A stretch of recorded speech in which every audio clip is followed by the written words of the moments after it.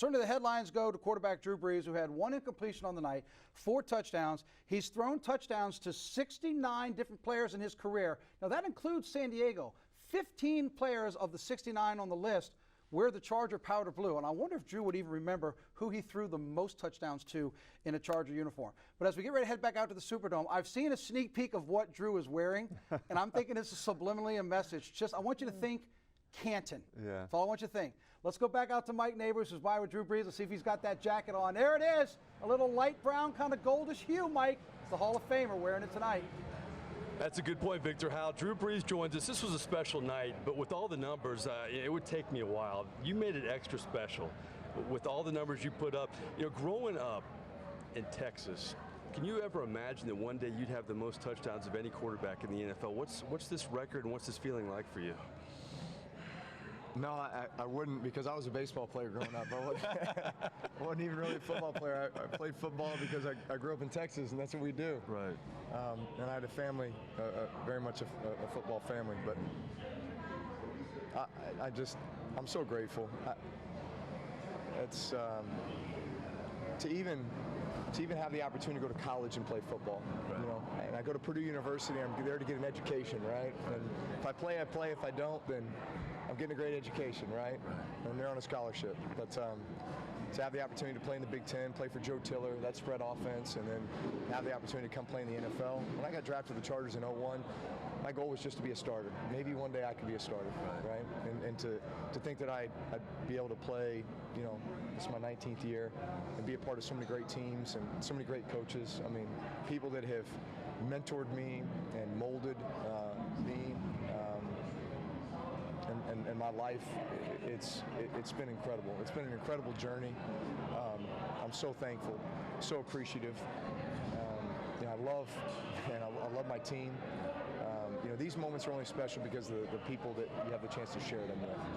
And think about all the people that have been a part of, you know, each and every one of these. But like when you talk about an all-time record, like a touchdown record, I mean, a lot of people catching those balls, a lot of people blocking for you, a lot of people that are involved in those, calling the plays, and so everyone shares in this.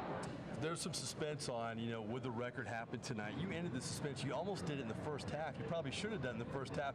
I mean, this offense was really rolling throughout this game, and I know the win is the most important thing, but, you know, having the offense play this well and almost breaking it early, I mean, it just seemed, you know, meant to be from the beginning.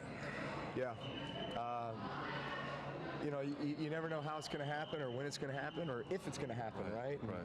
Obviously, there's a lot of build-up in your Monday Night Football, and everybody's talking about it. And you know, you just try to stay laser-focused on each play one at a time. And even as you get close to the end zone, it's just about putting the ball in the end zone however you can. Doesn't matter if it's run or pass. And you know, if you get opportunities to make the plays, you try to make the plays.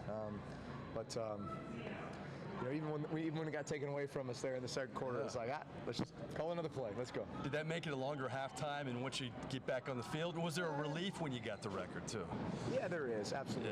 Yeah, because it kind of drifts in your mind every now and then, and you're just like, all right, stop it. Next play. You know, you're just trying to stay focused on, you know, each play one at a time. I know you're good friends with Tom Brady. You guys are going to be pushing each other. I know it's all about the wins, but this is going to be an interesting record moving forward now with you guys.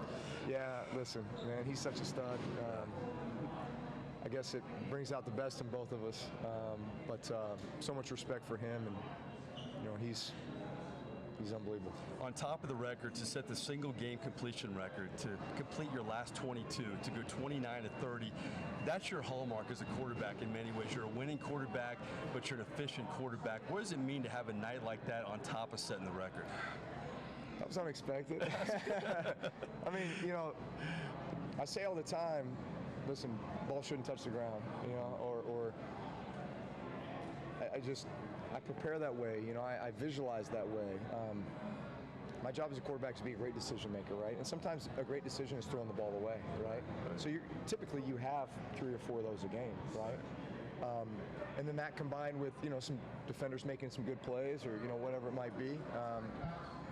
You know, you still hope to be really efficient, and you're just always thinking positive plays, right? Moving the ball forward, right? Getting first downs, scoring points.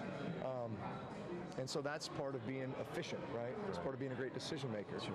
So if you focus on that, then I guess this stuff takes care of itself. Exactly. The defense has played so well this year, but the offense the last 2 weeks has really picked up the slack. What's been the difference in this offense the last couple of weeks? Listen, I think we're playing with really good tempo.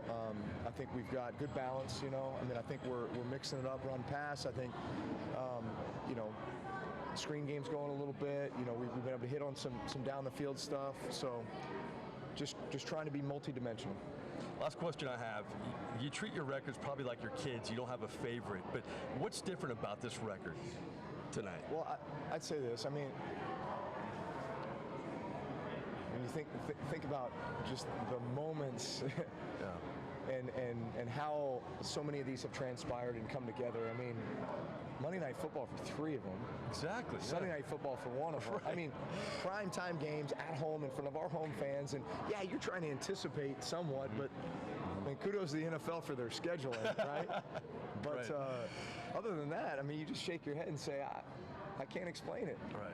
Can't explain it. Prime time is Brees time, that's for sure. Well, on behalf of everybody at CST, I know Victor and Scott Shanley in the studios, a big congratulations, well deserved, and once again you deliver when the lights are the brightest. So congratulations, appreciate your time. Thank you.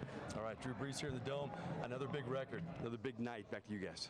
Hey, Mike, if Drew will stay with you for a second, he talked about so many people. Hopefully, Drew will stand by for a second. You can relay this to him. He talked about all the people that have been a part of this record.